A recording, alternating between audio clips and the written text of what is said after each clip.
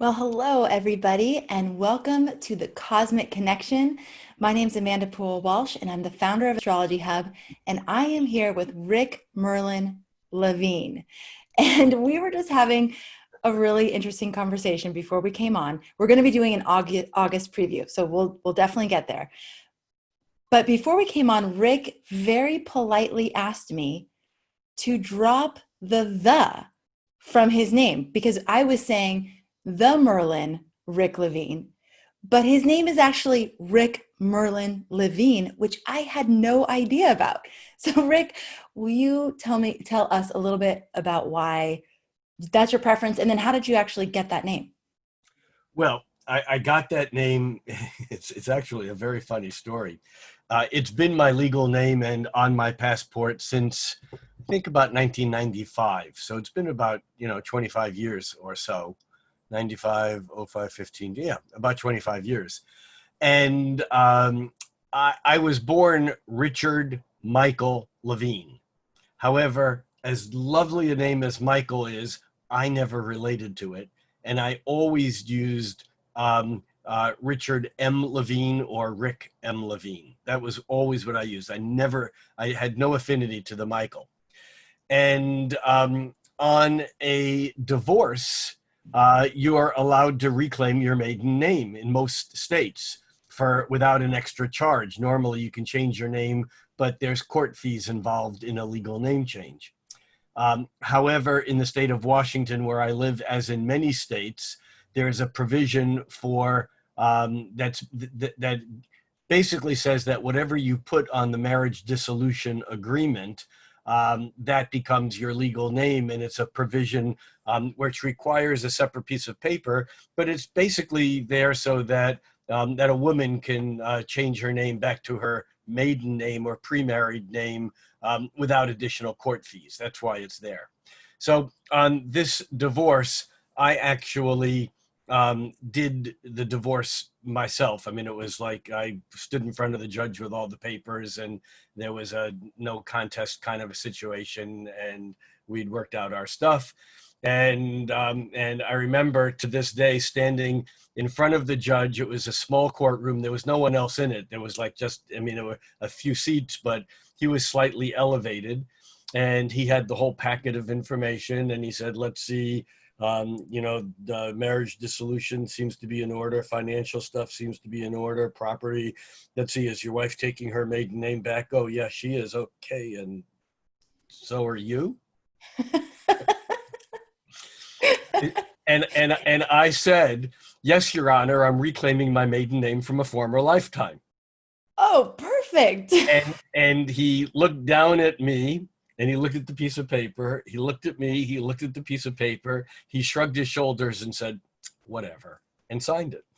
Wow. And here we are, Rick So, Merlin Levine. and part of the reason was that I have always had a great affinity toward real magic. And I don't mean stage magic, although I have had an affinity toward that also.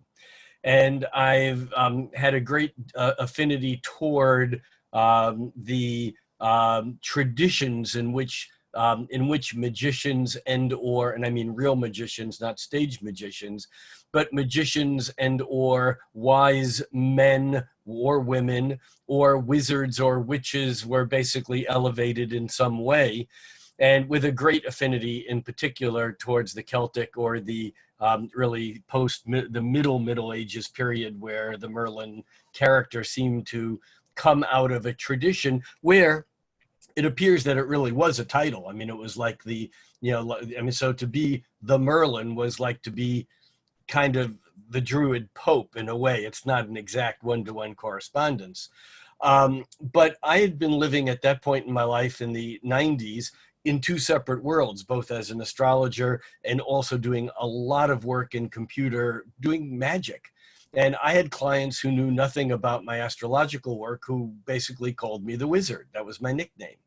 And in fact, I was involved in a nonprofit organization for a number of years where I was one of the two ringleaders and people in it. And the well-known person, I'm not going to go through the whole story, who kind of put this organization together, basically announced to the world when we were formed that this organization only had two titled office holders. And he said, I, meaning the guy who was introducing it, he goes, I'm the torchbearer, and Rick Levine is the wizard. And so Merlin just seemed like a natural way to take and reclaim my Richard M. Levine or Rick M. Levine, drop the Michael, replace it with Merlin. And, often I will, be introduced as Rick Merlin Levine. Sometimes it's on programs, but Rick Levine works. But, Rick M. Levine is the M is Merlin. And that's, it's just part of the deal. And just real quick, because I feel like this is such a great topic of 2020 in general, tell everybody why you don't like the Merlin. Well, yeah, it's conversations I've had with a few people this week, actually, in particular, that kind of, it's been on my mind. I mean, ever since you began referring to me that way, but I didn't quite know what it was. And it's kind of, it kind of went with the territory, and I really didn't mind it that much. But my partner in business crime, who Gail Goldberg, who is my editor amongst other things, she and I had this discussion, and it's about the difference between showing up as a person versus showing up as a guru, character, superhero, something out of a Marvel comic book, something. And I'm not looking to be anything more than a intelligent, well-studied, and maybe even occasionally wise human being. And I don't need the title of something that really goes to a tradition where I would be, using that without really the proper respect, and it just somehow it just began to seem awkward, especially with everything that's going down. I don't want to be on anyone's pedestal. I'd like to be respected for who I am and what I do. But you can call me Rick.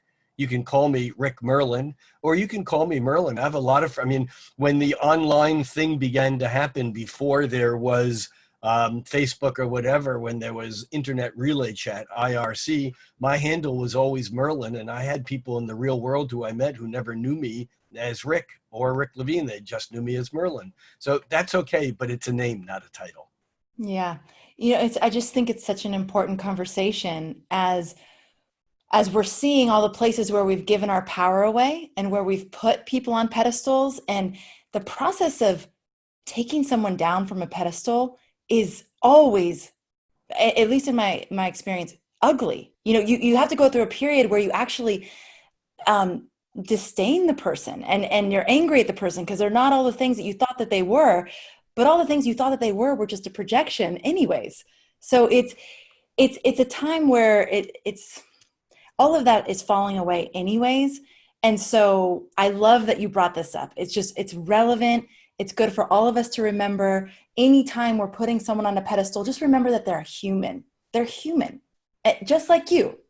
They make mistakes. They do things great. The same with imperfections and strangeness and crazinesses and things that are wonderfully magical and things that suck. Yes, absolutely. You look back in history at the greatest heroes and, people who are historical superheroes, and they all got a few skeletons in the closet, and they all have, something. There is no such thing as a perfect human. That's why we're not gods and goddesses. We are humans. We can aspire toward godly behavior. And yes, in our own way, we are each divine, but we are divine. I had a friend many years ago who had the best business card ever. It had his name, and underneath it, where it has your title, it just said, now appearing on Earth. Oh, that's awesome. Yeah. We're perfectly human. And I think the times where we don't think it's okay to have faults, when we see faults in other people and it's not okay, that's only what we're holding about ourselves. Okay, so speaking of being only human and stepping down off of a pedestal, there's one other thing I'd like to clean up and address from last week, because several people commented on this or commented to me, and I actually apologized because I I was a little bit flippant in my dismissal of the question. I mean, people came in with two different issues from last week. Obviously, most people appreciated and enjoyed our discussion because it was real.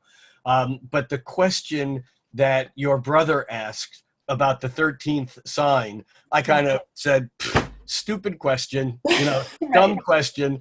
And I was busted for it, and rightly so, because there are no stupid questions. The only really dumb questions are the ones we don't have the courage to ask. And so from that standpoint, I owe everyone an apology, but in particular your brother, because it wasn't a stupid question. It was a real question with a real intent.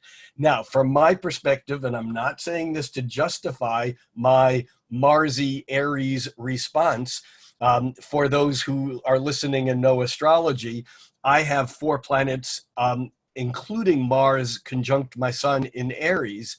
And last week during the show, I was having a Mars return. So if I came off a little bit feisty, Feisty, conflictive, fiery, uh-huh. abrasive, brash, rash, Combative. combative, that was me in the moment. But you see, here's the thing. Astrology does not make excuses. I cannot sit here and rightfully go, oh, it was okay I said that because I was having a Mars conjuncting my natal Mars, and therefore it was okay that I was an asshole. No, being an asshole is never okay. And so for that, I'm just owning my stuff and saying, I'm a human, and I got it. And I know that there were some people who said, I listened to the first 2 minutes and never went any further and actually I interacted with that person, and that person did go back and listen and I said, I calmed down once I got it off my chest. But you see, a lot of people don't realize that astrologers deal with this same question again and again and again and again. And it's not just that the question comes up again and again and again. It's that almost always the question comes up in a dismissive way that's not looking for an answer, but the question itself is implying that you're an astrologer, therefore you're stupid and you don't even know that there are really 13 signs and your sign is changed or whatever, and the whole system is bogus. And therefore the question becomes another layer of like, oh no, here we go again. So Right. my apologies. It's like a loaded question, but it's okay. Your humility makes you even that much more endearing. So No, no worries, no worries. We forgive you, and the and I Aries in am. me, the Aries in me now wants to say something nasty just because. No.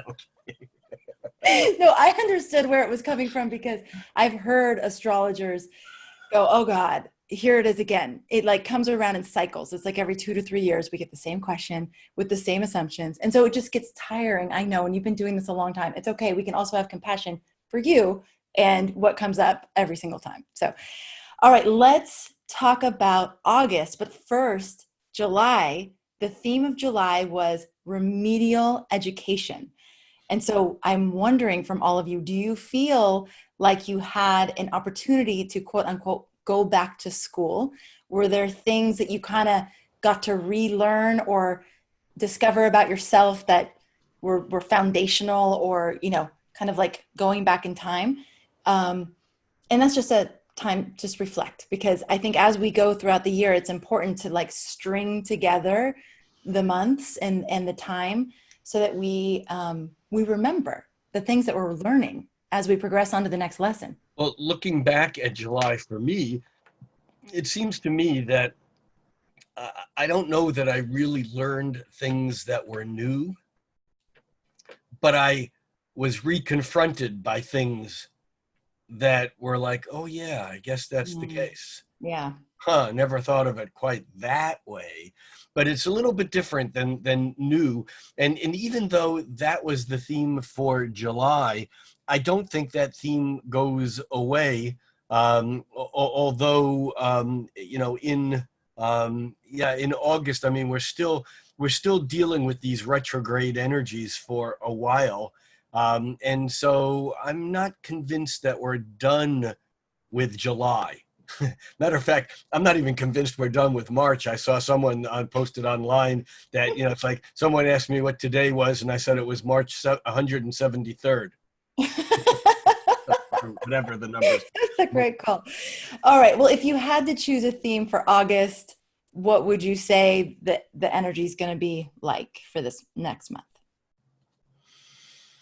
Well, I think that there's an intensification. Again, I don't think that we're looking at like new stuff. I think that there's a lot of stuff that's about how do we contain, how do we contain the energy without having it become disruptive.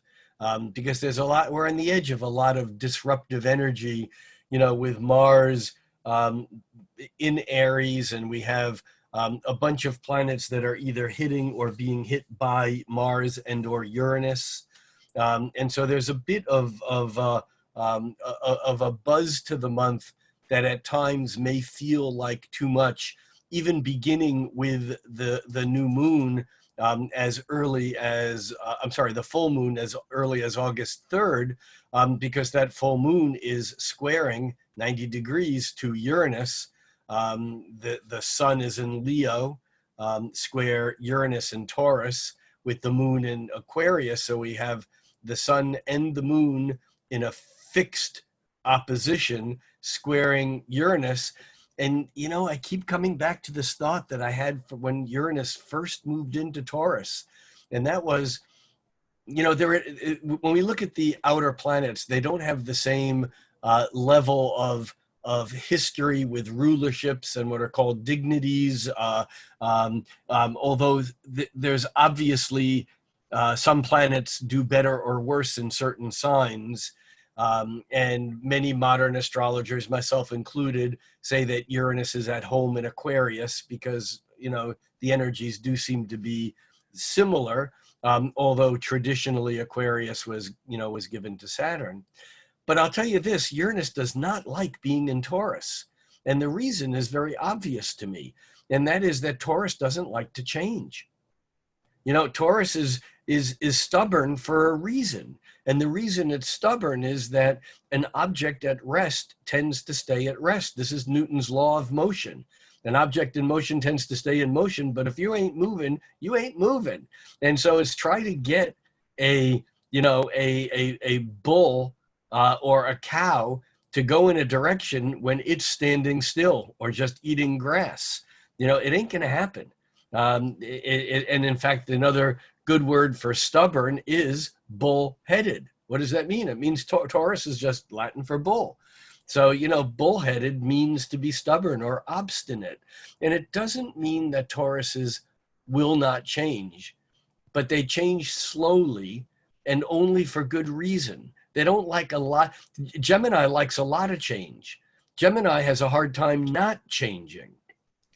Aries also is open to change. I mean, Aries is, it likes to even initiate. It's a cardinal sign, so it likes to actually initiate change, where Gemini likes to respond to change. Taurus in the middle says, I don't want to initiate change, and I certainly don't want to change because someone's telling me to change. Now, into that comes Uranus, which is basically the energy of sudden, abrupt, unexpected, lightning-like electrical change. What happens? It's like, so the lightning strikes in Uranus, in Taurus. The lightning strikes and Taurus doesn't even respond, doesn't even know it. The lightning goes to the ground, nothing moves. It does it again and again and again. Whereas if that Uranus was in Aries, like it was for 7 years prior to it moving into Taurus a couple of years ago, or like it will be in Gemini, every time the lightning strikes, people respond, people change. It's like there's an easier flow when we're open to change and responsive to change. But if we don't change, what happens is the stress and the tension builds. Uranus only has one job on its resume, on its job description. Now you can go to the, to the heavens and go to the high and mighty, king or queen of it all and say, can I see the job description for Uranus? What's this guy supposed to be doing? You take it out and it says, Uranus' single task is the instantaneous resolution of irresolvable opposites. Now, I know that's a paradox in itself, because if an opposite is irresolvable, how can it resolve instantaneously? But that's Uranus's job. And all you need to do is look at lightning to understand how lightning in a moment takes energy that has stressed, positive and negative charges. And in one moment, the lightning strikes. And in that moment, that tension has been relieved. So what happens is, the greater the tension, the greater the energy needed to disrupt the status quo to make a change. And therefore, when Uranus moved into Taurus, my comment was right away that there'll be less change. There'll be greater change less often. There'll be less changes, but more change, because the changes will build. They'll hit a deeper spot that has been building, like a capacitor in an electrical circuit. The capacitor builds a charge, blows it, builds a charge, blows it. And it does that at thousands or millions of times a second. That's what happens inside of a computer. You have these printed circuit boards that basically cycle these very high frequency energies, but the energy goes one way and it adds to the charge, one way it adds to the charge, and on the fourth or fifth time, that charge blows. It explodes, in effect. That's the way lightning works. And so when Uranus is in Taurus, the changes are greater. Now, what does that mean for this full moon? Because this full moon, the moon itself in Aquarius, which is a Uranian energy, Aquarius, is 90 degrees or square to Uranus in Taurus. And the sun in Leo, another fixed sign, is also square to Uranus in Taurus. And in fact, we even have another square that's pumping the energy up even more. And that is, we're back to Mars in Aries, Mars in its home sign, Aries, which is red hot and maybe brash and maybe rude and maybe seeking a little bit of fight for either excitement, fun, or just to show its dominance. And Mars, on the day of the full moon on August 3rd, Mars is squaring Jupiter, the magnifying lens. Pump that energy up even more. So, here we are, we're not quite at the beginning of August, but by Monday will be, August 3rd is on Monday. And so, over the next few days, I can see this energy building to another round of a crescendo, maybe not a final crescendo, but at least in this variation on whatever the theme is that we're in remedial education for. It's like the energy is stretched to the max, and it's very likely that we'll see some fireworks on the 2nd and 3rd, even beginning this month, even on the 1st of the month, on Saturday, on August 1st, we have Mercury in Cancer at the same degree, 23 degrees, as where Pluto is in Capricorn. So we have a Mercury opposition Pluto, which again is stress. But oppositions are a different kind of stress than squares. Squares are certainly stressful, but they can be resolved through creativity, through dynamic interaction. An opposition, like a full moon, which is an opposition between the sun and the moon, an opposition, like it will be on August 1st between Mercury and Pluto, is like a tug of war. This is not about compression or things going together. This is about centrifugal force. This is things pulling apart in opposite directions. And we're caught in the middle. We look one way and we see that freedom-loving moon in Aquarius, and we look the other way and we see that heart-centered sun in Leo, and we can't incorporate both of them. Same thing with the Mercury opposition to Pluto, is that Mercury in Cancer is not saying everything it knows. It's passive, it's receptive, it feels strongly, and the Pluto in Capricorn and the Saturn in Capricorn, that Mercury is first opposing Pluto on the 1st, and then it opposes Saturn on the 3rd, which means that the energy is deep. There's powerful undercurrents that as we come into August. And by the day of the full moon, not only is the sun opposite the moon, but Mercury is opposite Saturn, and we run into that wall. We have that, I feel this is what's going on, but Saturn, dad, authority, the government, the police, the medical authorities, I don't know, you fill in the blank. Someone is saying, no, that's not the case. This is the way it is. And so there's this kind of stress and tension that I think gets August off to a pretty rough start. And it actually may even be the roughest part of the month. I mean, the first few, as I said, going into July, the last few days of July were the toughest. And I think that leaks over to the first few days of August. So would you say that whatever is set up at the beginning of August, it's like the crescendo, but then we're dealing with the aftermath of it through August, or is it kind of an isolated event? That's a good question. And the truth is, I really don't know. I'll let you know when we talk about September. I don't think it's an isolated event. Matter of fact, I don't think an event can be an isolated event. I think everything happens somehow connected to other things. But I know that it's a strong event. And there's one of the odd things about July was there was very little planetary sign change. I remember talking about that because there were so many planets that were either retrograde or just turned stationary, direct, or retrograde. So there wasn't much movement on that level.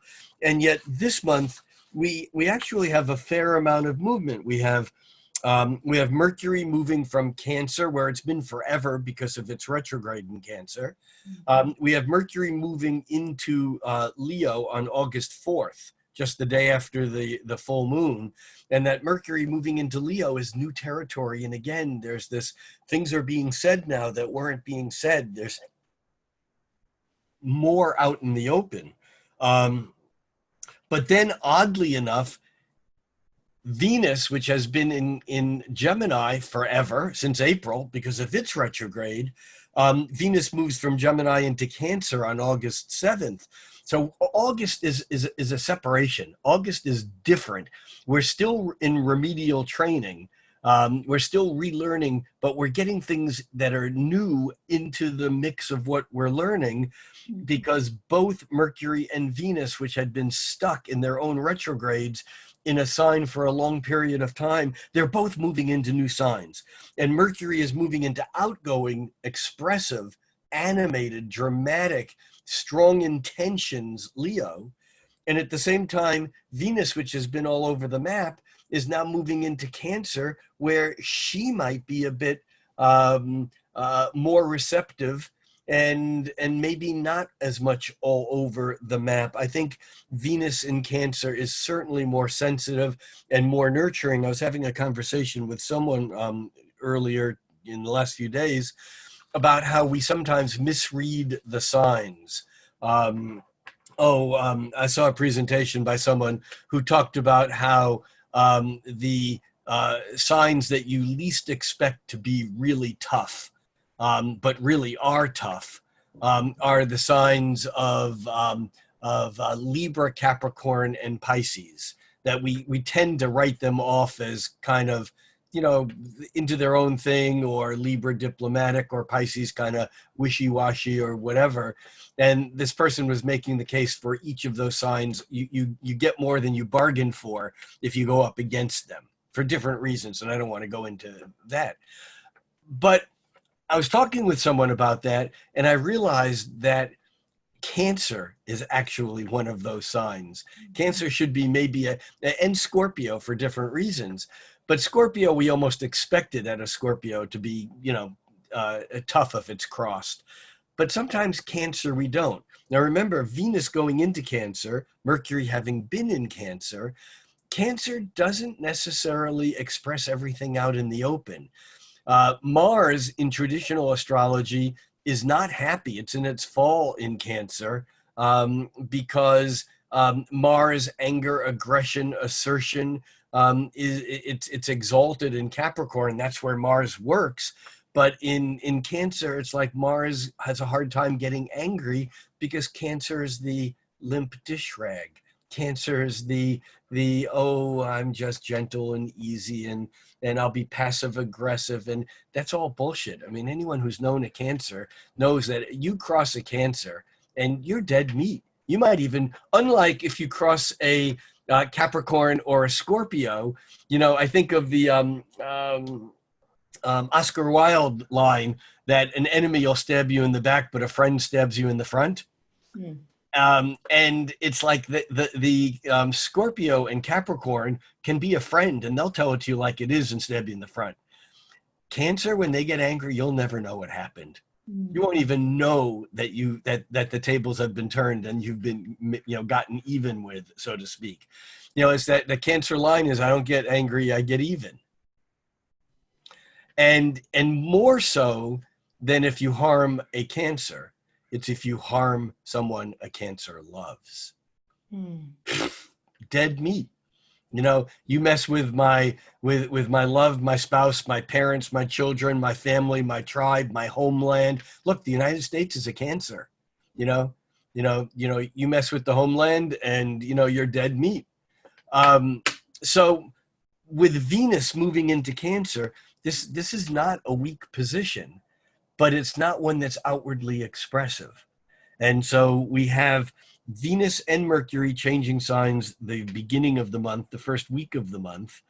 And then Mercury, which is actually moving pretty quickly, Mercury is only in Leo for 2 weeks, because when Mercury is not retrograde, when it's whizzing forward, it moves into Leo on August 4th and it moves out of Leo on August 19th. What the hell was that? And so we get Mercury speaking its piece, telling its story, being on stage for those couple of weeks while the sun is in Leo also. But then by August 19th, Mercury moves into Virgo just a couple of days ahead of the sun moving into Virgo.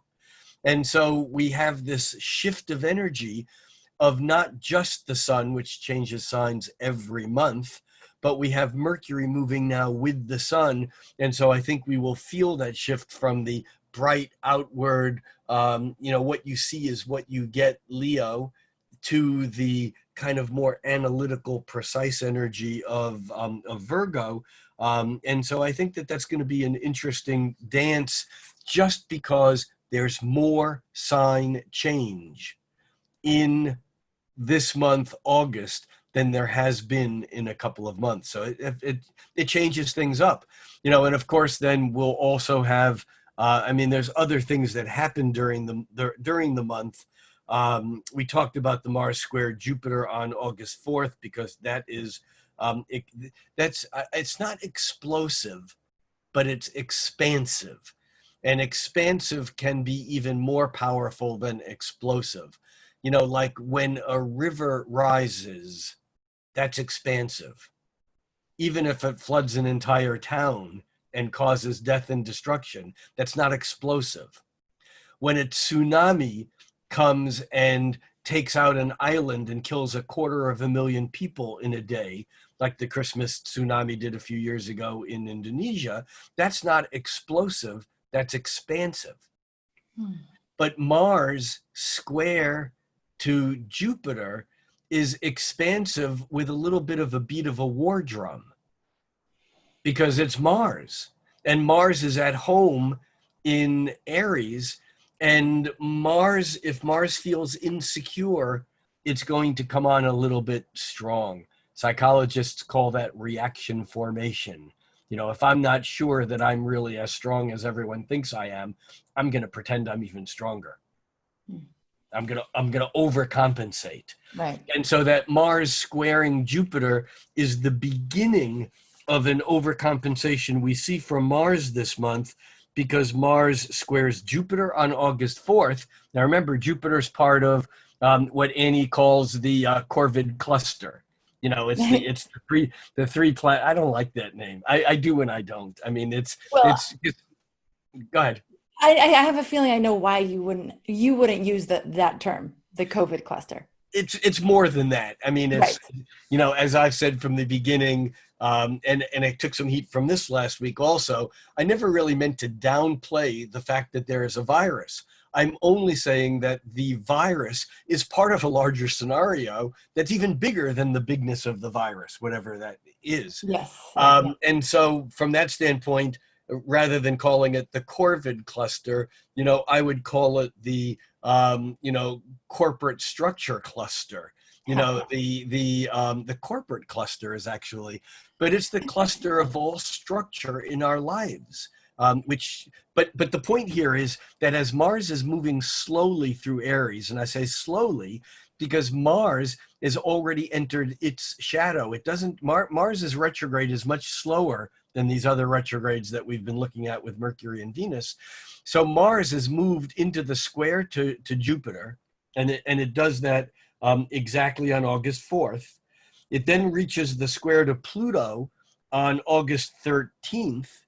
It reaches the square to Saturn on August 24th. So almost all of August, in fact, I would say all of August, just not exact by the degree, all of August has Mars duking it out at odds with the Capricorn planets that are saying, hold on to this energy. It's deep and powerful. Restrain it, Saturn. The metamorphosis is occurring. Allow evolution to occur in its own slow-mo process. Jupiter kind of making it even bigger, better, greater, more, too much, oh my God. And Mars comes in and goes, I want it now. I want it now. Each time Mars hits one of those squares, there's that same thing as me last week saying, nope, this is the way it is. Done.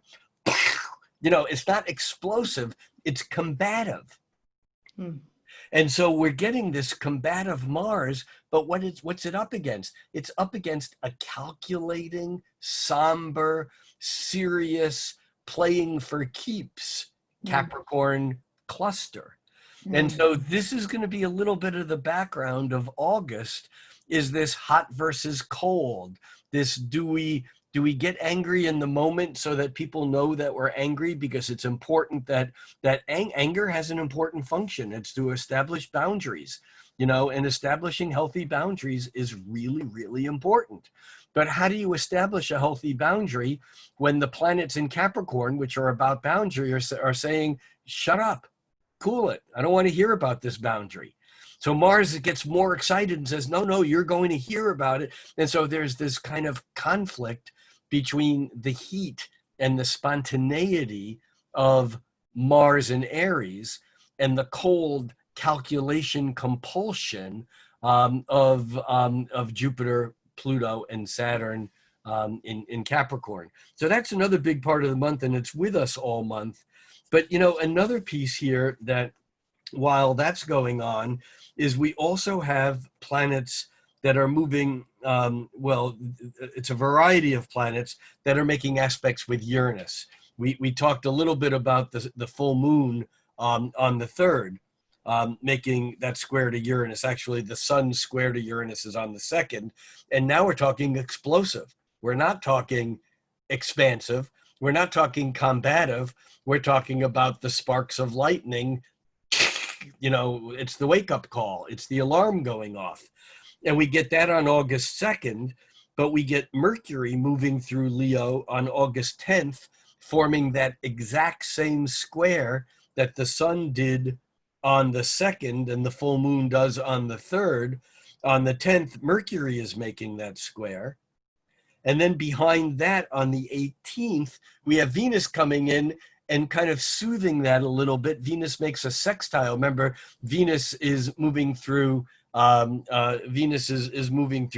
Cancer, and Cancer is sextile to Taurus.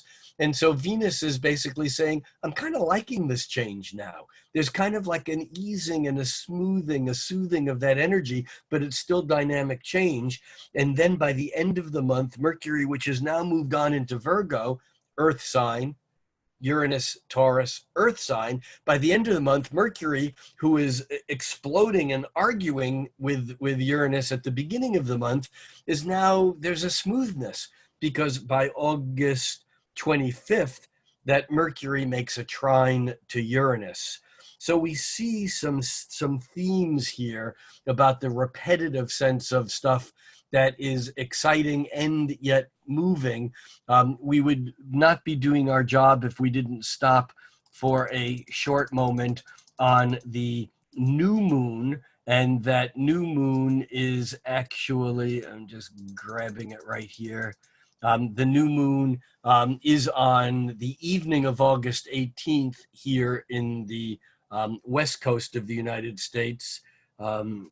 Actually, yeah, it's 7:41 p.m. Pacific time, so that's 10:41 Eastern time and 4:41 for you. Is that you 3 hours off us now? Mm-hmm. But at any rate, it's on August 18th. Now, this new moon at 26 degrees, almost 27 degrees of Leo, this is a Leo new moon, is very different than the full moon because this Leo new moon is harmonized or trine to Mars. Mm. Now, is that good news or bad news? Well, remember, Mars during this time is in between a square to Pluto and a square to Saturn. So Mars is looking for a little bit of dirty work here. You know, Mars square Pluto is kind of like, it's a celestial nasty neighborhood. Mars square Pluto is a cosmic neighborhood that you don't want to go out without, a bodyguard or a little bit of protections or even just a sense of awareness around you, because, Pluto is considered to be the higher octave of Mars. Again, remember, in ancient astrology, traditional astrology, classical astrology, and Vedic astrology, Mars ruled two signs. Mars ruled Aries and Scorpio. It ruled Aries as a day ruler and Scorpio as a night ruler. And in fact, Mars is a nocturnal planet. It does better at night. It does better. And so what we've moderners have taken away Mars and given it to Pluto when it comes to Scorpio. But here's the thing, is that Mars and Pluto are both about fighting, but they're different kinds of fights. Aries is the bloodletting, assertion, aggression, dynamic conflict in the moment, whether it's physical with knives and swords and shields and guns. These are all Aries implements. Or whether it's Plutonic, and Pluto, the energy deepens. Blood isn't always red. It almost turns purplish after it loses its oxygen. And Pluto is that deeper energy, not the hot red, but the deeper energy. And although Pluto may not be as fiery and feisty in the moment, if Mars and Pluto are in a battle at any given moment, if Mars doesn't win on the first blow, on the first strike, Pluto will always win, because Pluto is about hanging out for the long haul. It's not the Mars in Cancer that we said earlier, I don't get mad, I get even. Pluto is more like, I don't have to get mad and I don't have to get even, because karma will come along, and at the right time, I'll lean on it. There's a vengeful or revenge aspect of Pluto that can be nasty. Now, Pluto isn't always nasty because, again, the energy of Pluto is evolutionary. So it's also, the butterfly coming out of the caterpillar. It's not negative unto itself. But we have Mars, as it's at the new moon in Leo. Mars has just made the square to Pluto and is just coming into the square to Saturn. So it's been hot and bothered and deep and playing a rough game. I mean, Mars and Pluto, when they are square, it's like they're each playing for keeps, because they know that if either one of them lets up a little bit, the other one's going to win. And it is here, unfortunately, this is about combat, and it is about dominance and submission. And neither Mars nor Pluto wants to lose or be the subservient. And so that energy is feeding that new moon, and it resolves with Mars squaring Saturn, which is basically Mars bumping up against the authority, which, as we know, isn't always easy, and it isn't always fun for Mars to take on authority, whether that authority is a police state, the church, a parent when you're a kid. That's Mars up against Saturn. And so what we have is this new moon in Leo, right near Mercury, which is also conjuncting the new moon in Leo. So there's communication involved. And that communication is, because it's in Leo, it's about things coming out into the open. And that new moon is also very closely quincunx. That's Latin for 5/12. It's the aspect of annoyance, adjustment, irritation. It's not an easy aspect. And that new moon at 26 degrees of Leo is forming a quincunx with Saturn at 26 degrees of Capricorn. And this is the, okay, I'm going to tell it like it is. Oh shit, I shouldn't have told it like it was. All right, I'm not going to tell it like it was. It is. All right, I should have. There's no getting it right here.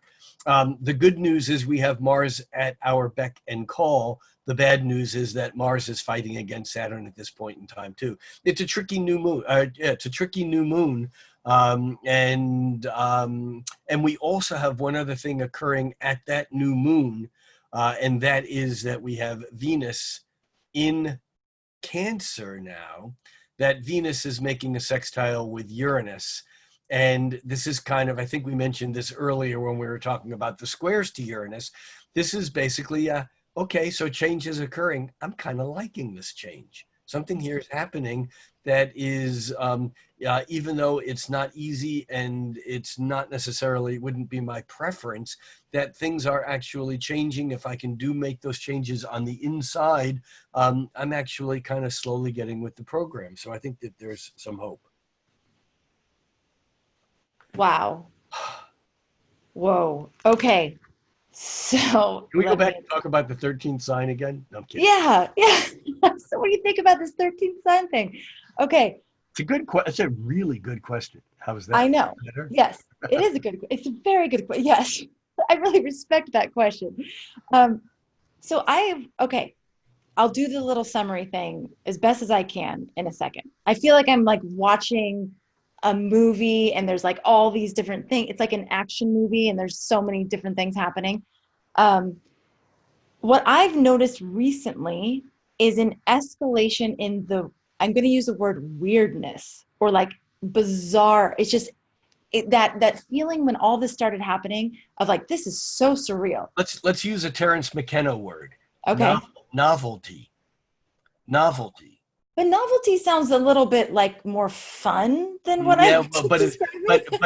But in Terence McKenna's conceptual framework, novelty just means uniqueness. It's not necessarily nice. It's different. It's never happened before. Anyhow, uniqueness is good. Uniqueness is good. It takes the judgment out. But it really feels weird, like a weird, bizarre. Like, could this possibly be happening? Like, can I possibly be seeing this or hearing this or watching this?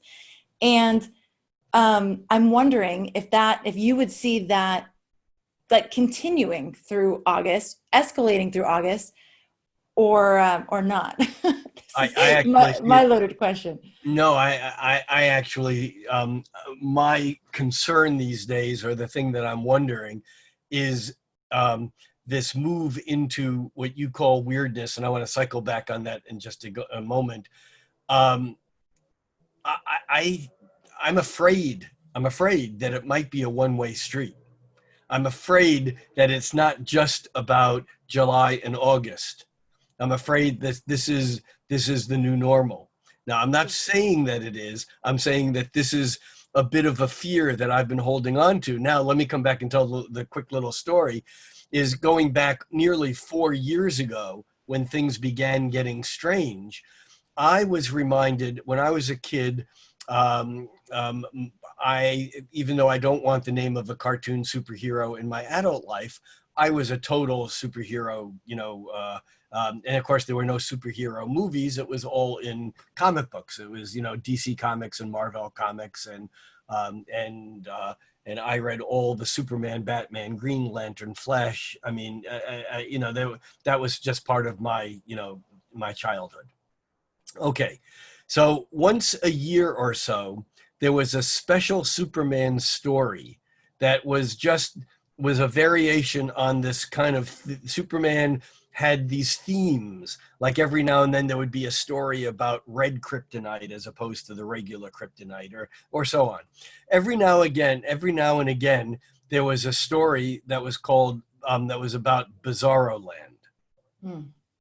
And Bizarro Land was a place where everything was like it is here, except everything was backwards. And Superman was backwards. Everything was wrong. There was something not quite, there was something, what's the word I'm looking for? Oh, weird. There was something weird about absolutely every frame in the story where letters would be backwards, or people's names would be wrong, or buildings would be built and crooked. Everything was not quite right. And it was Bizarro. Instead of Superman was the hero, Bizarro Land. And so that's where we've moved to. And I think that this is part of something that I've talked about a lot over the last year, a little bit here, and it has to do with the disintegration of Saturn's role as the definer between fact and fiction, because I think we've lost the ability. It's not just about a politicization of news that is fake or not fake. It goes way deeper than that. It goes into this concept that we are living in a world that's kind of like a dream world, almost like a quantum reality, where you can't judge anything as true or false without its context, which makes everything at times true and or false at the same time. It's like in a dream. You have a dream, you report your dream, and you go, well, was it true or false? Doesn't matter. It was my dream. In my dream, it was the reality in that moment. And so I think as we're moving from a three-dimensional world of Saturnian energy into a multi-dimensional world of trans-Saturnian energy, of higher frequencies, of frequencies that are ultra to the physical realms. I think we are seeing more and more things that are not things, and that if we think them just like in a dream, they become real. And so your question is a loaded question, because the answer to your question is yes, but I don't think it's just about August or July gone by or 2020 or 2019 or 2021. I think this is the place that humanity is heading, and we're going to have to figure out how to manage these spaces, because it's very different than the old world, where what you see is exactly what you got, period. I mean, go back 150 years ago, there was no such thing as psychology. There was no such thing, as processing, one's, childhood or emotions. There was no such thing. The word unconscious did not exist.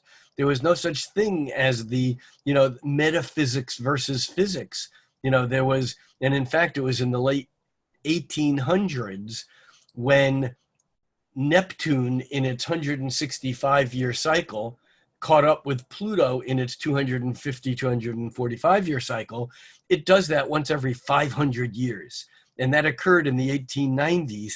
And that was really the first dip into what I call quantum pond. It's like we dipped our toes, and the ripples have been going out ever since. During that period of time was the rise of theosophy and metaphysics and animal magnetism.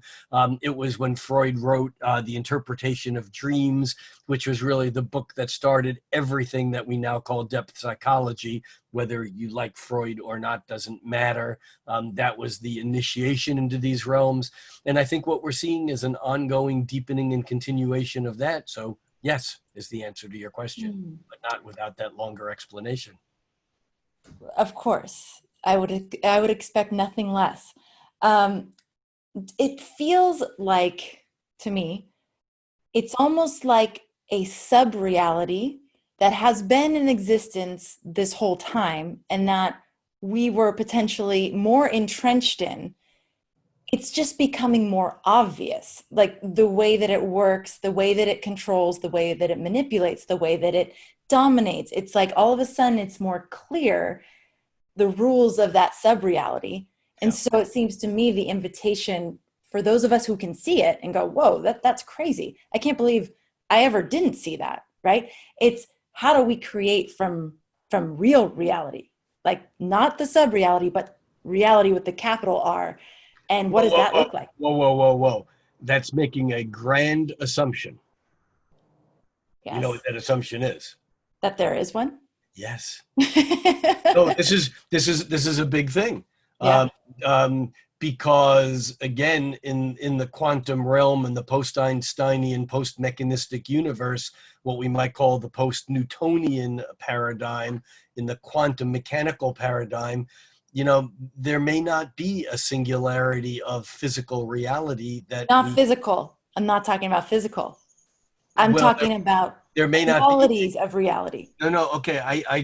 There may not be a singular reality. In fact, a computer scientist would call this multi-threading. It's basically, and a modern philosopher might refer to this as parallel universes. But parallel universes are multiple dimensions that are occurring in the same place at the same time in parallel form that are just all different potentials, because every potential of everything always exists. And yet we are sharing what might be construed as the most commonly shared course of least resistance that manifests as the physical realm. And yet there's nothing that prevents us from bouncing in and out of other levels of reality. I'm not Right. selling this as an idea. I'm just saying that this is not my idea. This is certainly something that has taken over a lot of people's thoughts as to how this does this work and is this real. And I think a lot of physicists would be open to the idea of multiple realities and one that becomes the observable or the knowable or the experienceable, with other sub-realities that are potentials that may not pop into the perceptive realms, but are still in what David Bohm, physicist David Bohm, would call the implicate order, which is like the ocean beneath the bubbles on the top, which would be the explicate order, which is what we see. Again, not my terms. Wouldn't what pops be what is within our perception of reality? Yeah, Like, so then it's about expanding our perception of reality. which is what we do these days. Exactly. You know, Which is all the things that we've been exploring, all the different ways that you've been encouraging us to expand our perception of reality by being open to different perspectives, by asking questions that lead to that expansion of perception. when And I was a teenager, in order to expand your reality, you basically had to do psychedelics. right, These days, that's not true, right. because we have so much media and feedback mechanisms, and we could call it biohacking, whether it's yoga, meditation, breathing techniques. There's so many things that we have developed that are about expanding our awareness, that using pharmaceuticals and or entheogenic or plant medicine or whatever you want to call it is just one piece of a much larger puzzle. But yes, as we begin to move in and out of these reality levels that at one time were reserved for basically two classes of people, maybe three, shamans, the religiously enlightened, and the psychotically labeled, you know? Yeah. And yet that now is a reality that we move in and out of on a very regular basis, and may do so even more and more as we move further into this change. So if people feel like they're going a little bit crazy, it just means that they're accessing more perception. Well, yes, and this goes back to, I don't remember, I think I might have mentioned a few weeks ago, the work of a 1960s, 70s British doctor, MD psychiatrist named R.D. Laing, who wrote, amongst a number of other books, he wrote a book called The Politics of Experience. And in The Politics of Experience, a lot of the book is about the labeling of what we call psychosis, and that in other cultures, what we call psychosis is considered to be a religious experience. And that there's actually the work of Stan and Christina Groff about spiritual emergence or spiritual emergency, which is basically the rising of this non-physical energy referred to as chi or ki or kundalini, depending on what culture you're referring to. I'm sure there's a Hawaiian word for it too. Mana? Okay. But whatever that is, when we do practices, whether they're breathing or meditation or physical movement or whatever, then that stuff unfolds gradually. But at certain times in our life, like the lightning of Uranus striking to release the tension, that stuff just spontaneously expresses. And when it does, we feel crazy, because that's what crazy is. Because crazy, and again, I'm not talking about a clinical crazy, although clinical is a narrow Western medical definition, and you look at people back, a century ago who were confined to insane asylums, which we don't have insane asylums anymore. We have institutions, but there's not quite the same thing. And the people in insane asylums, many of them thought they were being persecuted like Joan of Arc. Many of them thought they were Jesus Christ. And the level of religious visions that were mixed with psychotic and or what was defined then as insanity, was very contextual and maybe not as medical as we would like to think. R.D. Laing, Politics of Experience. Awesome. Okay, so summary of what we just journeyed through for August. I hate this part. So powerful undercurrents in the beginning of the month with a type of crescendo-like experience of energy in the beginning, around the full moon. I got it. The title. The theme. We're not in Kansas anymore. Perfect. We can totally run with that. It's the Wizard of Oz. It's like this. I can't remember the exact line, but it's like I don't think this is Kansas. I think it's Dorothy talking to Toto, saying, "I don't think we're in Kansas anymore." It's like we've lost our pinning to normal, and Dorothy's experience in the Wizard of Oz was basically a journey into the Jungian realms of subconscious. That's why it was colorful, and everything was weird. Everything was, that was, that's the word, it's things are not normal. We're in bizarro world, and this isn't Kansas anymore. It's disorienting. It's like that you don't know where. Yeah, that's perfect. Okay, so assignment for all of us is to watch that movie and imagine ourselves in it. And understand that movie as a Jungian movie where the conscious mind is in black and white at the beginning and end. And when she goes into her dream state, when she gets knocked on her head during the tornado, then she's in her mind and everything becomes archetypal and colorful. Yes. Okay. Yeah. All right. So we are also going to have new content and themes for our remedial education. So the remedial education is continuing, but we should probably have some more content and themes to work with. Because we're not in Kansas anymore. We have an overcompensating Mars. The way that I am imagining Mars with all these squares, it feels like a boxing match. Like it's like the way that you described it, that's how I was envisioning it.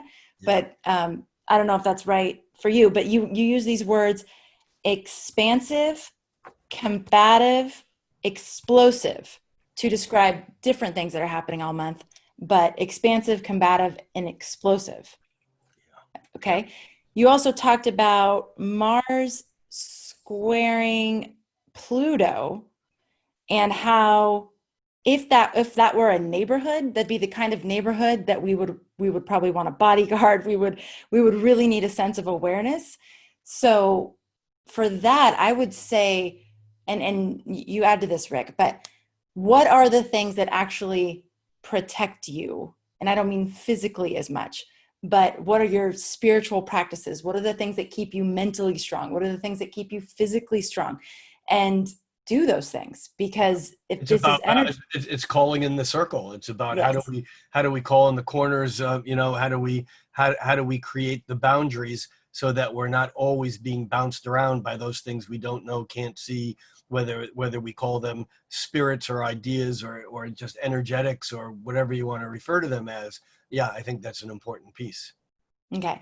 So and then there's potential for change that may be weird at first, or maybe like hard at first, but that we kind of look at and go, oh, I kind of like this. And then we have, I think that's a good one too. I think that's true. yeah, and then the new moon, you said, is tricky. The new moon in Leo, it's tricky. Well, it's tricky because the energy is supporting us, and yet the structures are not going away yet. The structures that are breaking down are Yeah, not gone yet. the Yeah. Saturn, Pluto, Jupiter. This new moon being quincunx, the Capricorn structures. Even though we're getting assistance from Mars, and so it's like we got WD-40 that's greasing our path, but Dad is still saying, "Okay, you've hit the wall. You ain't going any Mm. further." Mm. And so, yeah, so it's tricky. Okay. Damned if you do, damned if you don't. Okay. They all the astrologers looked at the summer and into the fall. I remember this at the 2020 forecast event, and it was like, ooh, wow. I mean, the whole year was ooh, wow, but it seemed to be escalating towards the end of the summer and into the fall. And I think that's what we're experiencing with this little forecast or preview of August. Rick, can we talk real quick before we wrap up about the Foundations to Astrology course that we're going to be doing together? Uh-oh, you're muted.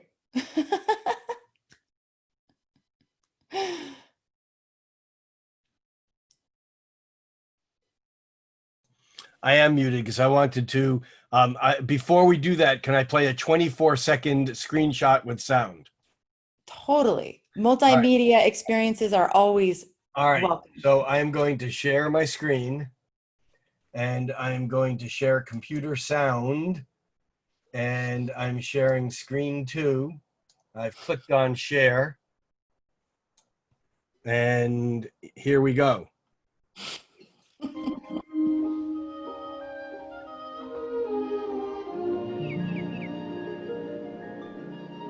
Toto, I have a feeling we're not in Kansas anymore.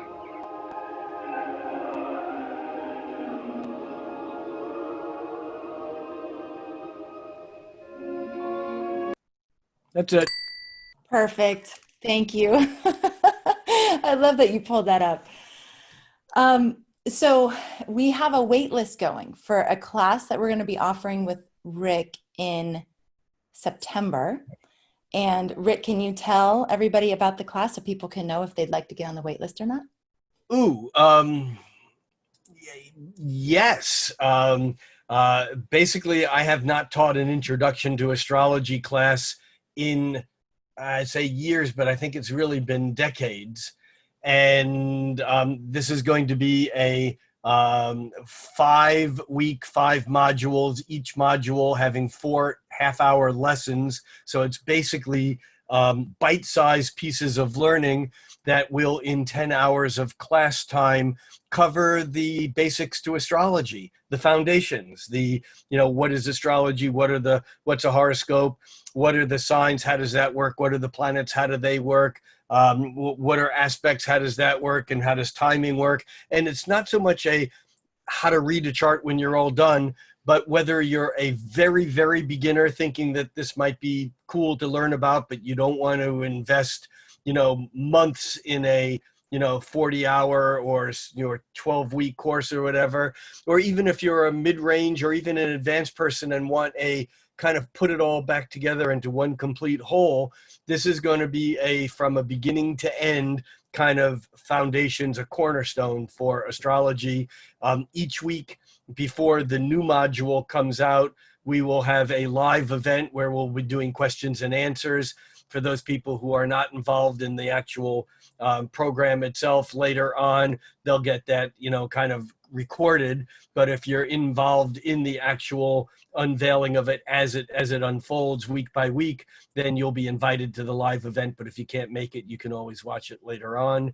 And I'm excited about it because I love being able to communicate complicated things as simply as possible. I like complicated things complicated sometimes too. But this is basically, astrology is not, there's a lot to astrology, but a lot of the things that people think are so complicated in astrology have just never been explained. So that's what we're going to do. We're going to take it from, from A to Z, or from Aries to, is there a sign called xylophone? No, unless that's the 13th sign. Yeah, Aries, that's it. Everything you want to know about astrology from Aries to xylophone. Actually, perfect. Xylophone begins with an X, so it'd have to be from Aries to zebra. There you go. Perfect. Awesome. So if you want to get on the wait list for that, it's astrologyhub.com/foundation. astrologyhub.com/foundation. We'll make sure that you are the first to know when we do open enrollment. And I love too, Rick was he wanted to make sure that it's affordable, which it is. It's priced really, really reasonably. And then also B, that those of you who just want aspects, like you don't care about the rest of the class, but you want that module, you'll be able to actually get the modules that you want. And if you want all of them, great. If you just want a few, you can do that too. So we're super excited. It's an honor to actually be able to present this class with Rick. Oh, it's going to be fun. Yeah, it's going to be super fun. So astrologyhub.com/foundation, and we'd love to have you. All right. So here we go. August. We're not in Kansas anymore. And Rick, thank you so much once again for this. I wouldn't be doing my job if I didn't remind people that they could get my dailies on Instagram. Yes. At Rick Levine Astrologer on Instagram. Every day, a photograph, a one word or one or two or three or four word kind of synopsis, and then a couple hundred words or less or around that about what's going on today. Cosmic weather, not by sign, not sign by sign, but right. Just what's the weather like today. The visual and the few words sometimes are enough for me. I look at it and I go, ooh, wow, okay, I can get it just from that. So it's awesome. And thanks to all of you for being here. We love spending this time with you. Thanks for showing up. Thanks for continuing to give us your feedback. I loved getting the feedback on the Q&A format last week, which most people loved and some people didn't like as much. So we may just throw it in there here and there. And we have plenty of topics lined up for the Cosmic Connection. So we're never going to run out of things to talk about here. So that's a good thing. That's the thing about astrology. All right, everybody. Thank you so much. We will see you next week. Take care. Thank you.